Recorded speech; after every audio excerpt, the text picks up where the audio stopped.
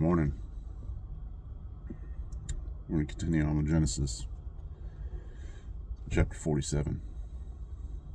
And Joseph went and spoke to Pharaoh and said, My father and my brothers, their flocks, their herds, and all that they possess have come from the land of Canaan, and see, they are in the land of Goshen. And he took 5 men from among his brothers and presented them to Pharaoh. And Pharaoh said to his brothers, What is your occupation? And they said to Pharaoh, Your servants are shepherds, both we and also our fathers. And they said to Pharaoh, We have come to dwell in the land, because there is no pasture for your servants' flocks, for the scarcity of food is severe in the land of Canaan. And now please let your servants sojourn in the land of Goshen. And Pharaoh spoke to Joseph, saying, Your father and your brothers have come to you. The land of Mitzrayim is before you. Settle your father and brothers in the best of the land. Let them dwell in the land of Goshen. And if you know of capable men among them, then make them chief herdsmen over my livestock. And Joseph brought in his father Jacob, and set him before Pharaoh. And Jacob blessed Pharaoh. And Pharaoh said to Jacob, How old are you? And Jacob said to Pharaoh, The days of the years of my sojournings are 130 years. Few and evil have been the days of the years of my life, and they have not reached the days of the years of my life of my fathers, and the days of their sojournings. Jacob blessed Pharaoh, and went out from before Pharaoh. So Joseph settled his father and his brothers, and gave them a possession in the land of Mitzrayim, in the best of the land, in the land of Ramesses, as Pharaoh had commanded. And Joseph provided his father and his brothers and all his father's household with bread for the mouth of the little ones. Now there was no bread in all the land, because the scarcity of food was very severe in the land of Mitzrayim, and all the land of Canaan became exhausted from the scarcity of food. And Joseph gathered up all the silver that was found in the land of Mitzrayim and in the land of Canaan for the grain which they bought. And Joseph brought the silver into Pharaoh's house. And when the silver was all spent in the land of Mitzrayim and in the land of Canaan, all the Mitzrites came to Joseph and said, Give us bread, for why should we die in your presence? For the silver is gone. And Joseph said, Give your livestock, and I give you bread for your livestock, if the silver is gone. So they brought their livestock to Joseph, and Joseph gave them bread in exchange for the horses and for the flocks they owned, and for the herds they owned, and for the donkeys. Thus he fed them with bread in exchange for all their livestock that year.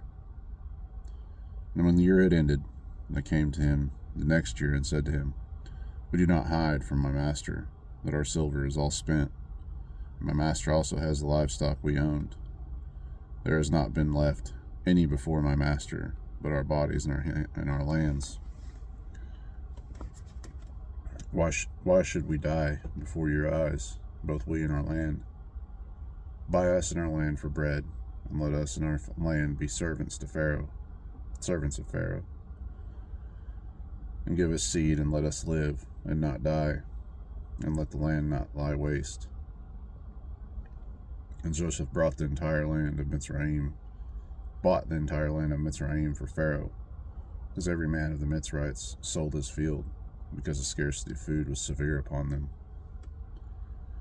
And the land came to be Pharaoh's. And as for the people, he moved them into the cities, from one end of the borders of Mitzrayim to the other end. Only the ground of the priest he did not buy, for the priest had from what Pharaoh gave them by law. And they ate that which Pharaoh gave them by law. Therefore they did not sell their ground. And Joseph said to the people, Look, I bought you and your land today for Pharaoh. Look, here's the seed for you, and you shall sow the land. And it shall be that in the harvest you shall give 1/5 to Pharaoh,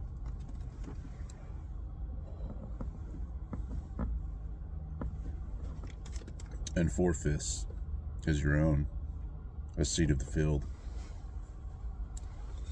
and for your food, for those of your households, and as food for your little ones. And they said, You have saved our lives. Let us find favor in the eyes of my master. We shall become Pharaoh's servants. And Joseph made it law over the land of Mitzrayim to this day that Pharaoh should have 1/5, except for the ground of the priest only, which did not become Pharaoh's. And Israel dwelt in the land of Mitzrayim, in the land of Goshen, and they had possessions there, and were fruitful, and increased exceedingly. And Jacob lived in the land of Mitzrayim 17 years. So the length of Jacob's life was 147 years. And the time for Israel to die drew near, and he called his son Joseph, and said to him, Now if I found favor in your eyes, please put your hand under my thigh, and show loving commitment and truth to me. Please do not bury me in Mitzrayim. But I shall lie with my fathers, and you shall take me up out of Mitzrayim and bury me in their burial place. And he said, I do as you have said.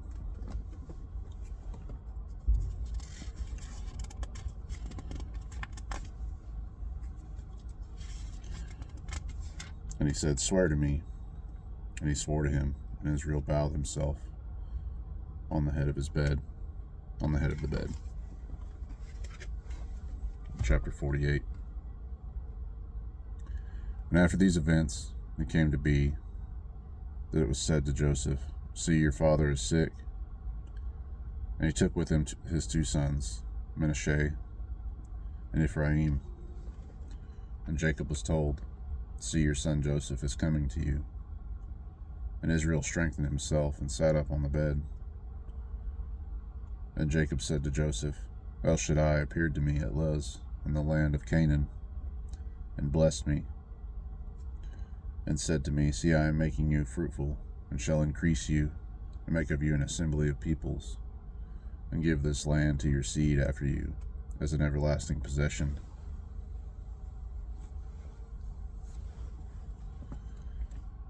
And now your 2 sons, Ephraim and Manasseh, were born to you in the land of Mitzrayim, before I came to you in Mitzrayim, are mine.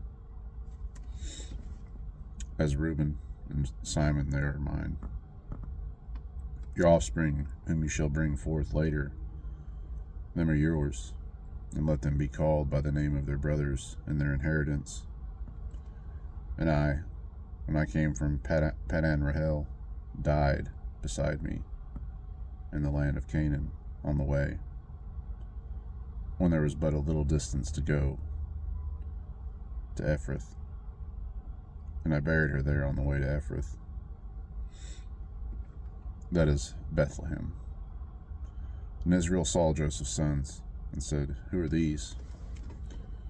And Joseph said to his father, They are my sons, whom Elohim has given me in this place. And he said, Please bring them to me, and let me bless them. And the eyes of Israel were dim with age, and he was unable to see. And he drew them near to him, and he kissed them and embraced them. And Israel said to Joseph, I had not thought to see your face, but see, Elohim has also shown me your seed. So Joseph brought them from between his knees, and he bowed down with his face to the earth.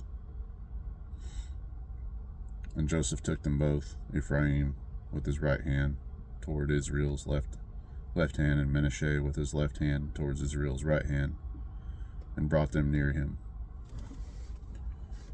And Israel stretched out his right hand and laid it on Ephraim's head, who was the younger, and his left hand on Manasseh's head, consciously directing his hands, for Manasseh was the firstborn. And he blessed Joseph and said, the Elohim before whom my fathers Abraham and Isaac walked, the Elohim who has fed me all my life along to this day, the messenger who has redeemed me from all evil, bless the youths, and let my name be called upon them, in the name of my fathers Abraham and Isaac, and let them increase to a multitude in the midst of the earth. And then Joseph saw that his father laid his right hand on the head of Ephraim. It was evil in his eyes, and he took hold of his father's hand to remove it from the head of Ephraim to the head of Manasseh. And Joseph said to his father, "Not so, my father, for this one is the firstborn. Put your right hand on his head." But his father refused and said, "I know, my son, I know. He also becomes a people, and he also is great, and yet his younger brother is greater than he, and his seed is to become the completeness of the nations." And he blessed them on that day, saying, "And you, Israel, shall bless, saying, Elohim make you as Ephraim and as Manasseh." Thus he put Ephraim before Manasseh. And Israel said to Joseph, "See, I am dying, but Elohim shall be with you, and bring you back to the land of your fathers. And I have given to you one portion above your brothers, which I took from the hand of the Amorite, with my sword and with my bow." Chapter 49. And Jacob called his sons and said, "Gather together, so that I declare to you what is to befall you in the last days. Gather together and hear, you sons of Jacob, and listen to Israel your father. Reuben, you are my firstborn, my power, and the beginning of my strength, the excellency of exaltation, and the excellency of power. Boiling like water, you do not excel, because you went up to your father's bed, and you defiled it. He went up to my couch. Simon and Levi are brothers. Their weapons are implements of violence. Let my being not enter their council. Let my esteem not be united to their assembly, because they kill the man in their displeasure, and they lamed an ox in pleasure. Cursed be their displeasure, for it is fierce, and their wrath, for it is cruel. I divide them in Jacob, and scatter them in Israel. You, Yehuda, your brothers praise you, and your hand is on the neck of your enemies. Your father's children bow down before you. Yehuda is a lion's cub. From the prey you have gone up, my son. He bowed down, he crouched like a lion, and like a lion who does rouse him. The scepter shall not turn aside from Yehuda, nor an inscriber from between his feet, until Shiloh comes. And to him is the obedience of peoples, binding his donkeys to the vine, and his donkey's colt to the choice vine. He washed his garments in wine, and his robes in the blood of grapes. His eyes are darker than wine, and his teeth whiter than milk. Zebulun dwells at the seashore. He is for a haven for ships, and his border is unto Sidon.